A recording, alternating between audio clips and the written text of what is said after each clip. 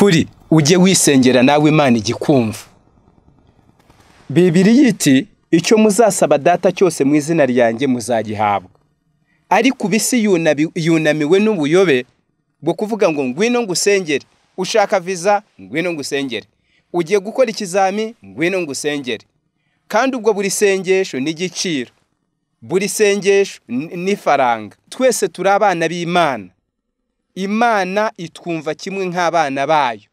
Nkuko mu bana bawe ntawe ushinzwe gusabira abandi ngo ibyifuzo byabo abari ubikuzanira, ahubwo nk'umubyeyi wa bose, abana bawe bose ubatega amatwi.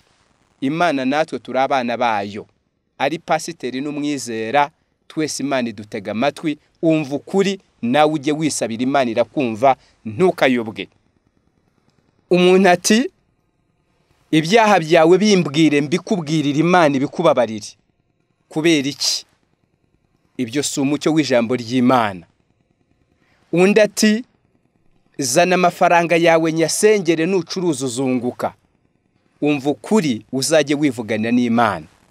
Ingoma y'ubutambyi yavuyeho ntikiriho. Yesu niwe mutambyi wasimbuye abatambyi kugira ngo binyuze muri we buri muntu wese yibonanire n'Imana. Ingoma y'abatambyi yarangiranye na Kayafa. Mu ngoma ya Yesu usenga Imana wese arayibwirira. Umva ukuri ntukayobwe.